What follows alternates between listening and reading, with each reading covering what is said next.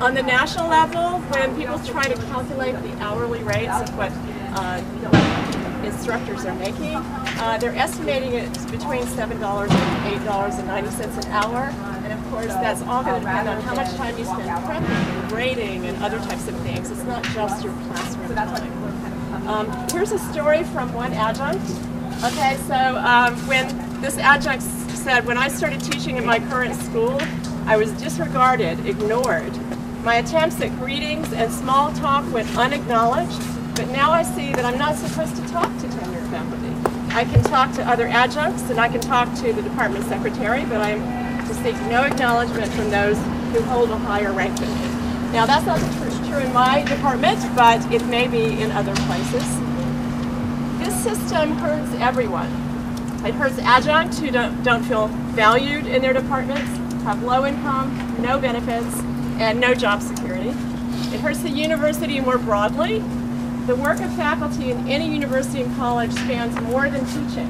Okay, it includes advising, mentoring graduate students, research, writing, securing grants, serving on committees, and service to the profession at national and international levels.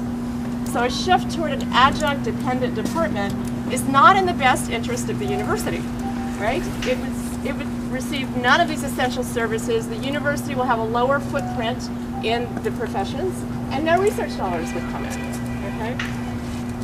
And it hurts those in tenured and tenure-track positions as well, because they're squeezed by having to pick up more of their share of these duties that I just mentioned. They already work long hours, so this is a real problem. So you have disgruntled adjuncts that are already potentially transient, and you have full-time professors tempted to fly the coop as well because of all of the extra work that they're picking up. I have another quote from an adjunct. Students may or may not have the opportunity to take me for other classes. I may not be back next semester. If a student wants me to write a letter of recommendation, good luck in finding me. I didn't have an office. I don't have a phone number.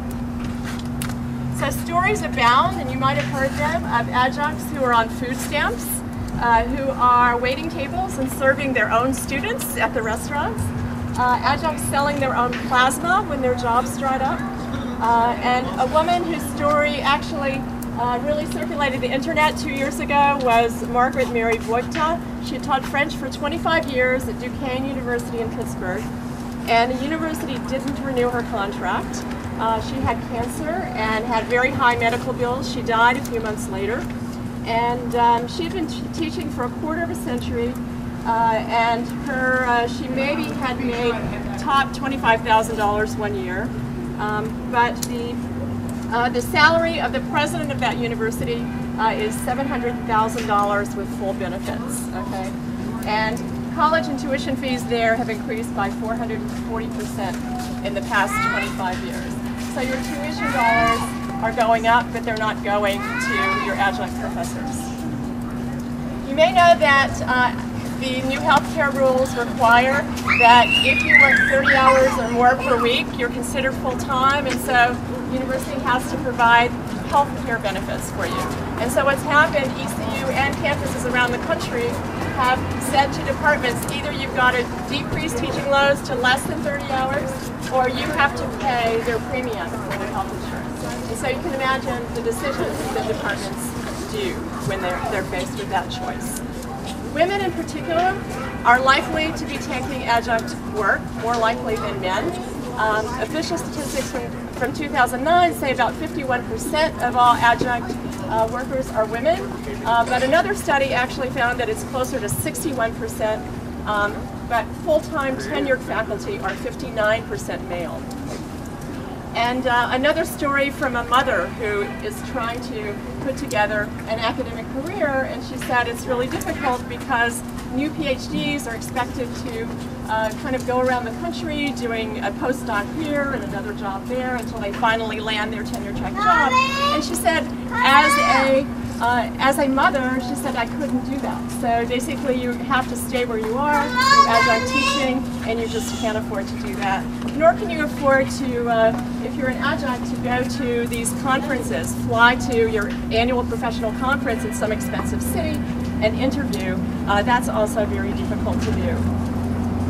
The other issue is underrepresented racial and ethnic groups to also be higher represented in adjuncts.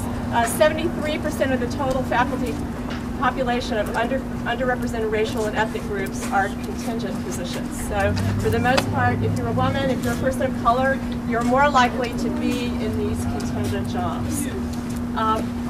So put these statistics together with the overwhelming amount of student debt that those adjuncts have taken on to get their degrees, right? And it just does not compute. So the university, as you probably know, is clearly corporatizing.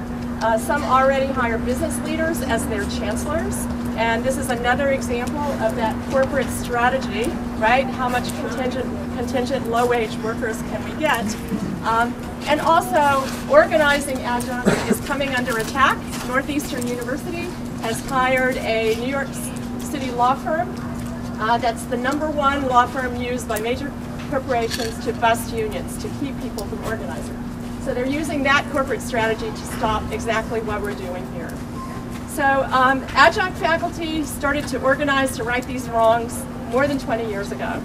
If Walmart can agree to raise its hourly pay to $9 an hour, which they just did this week, for people who have not finished college, not finished high school, why can't academia, which is supposed to be more devoted to the greater good of humanity than corporations, reform our practices? Academia should be leading and not following. And I want to end with a Gandhi quote for some inspiration, and he said this: first they ignore you, then they laugh at you, then they fight you, and then you win. Thank you.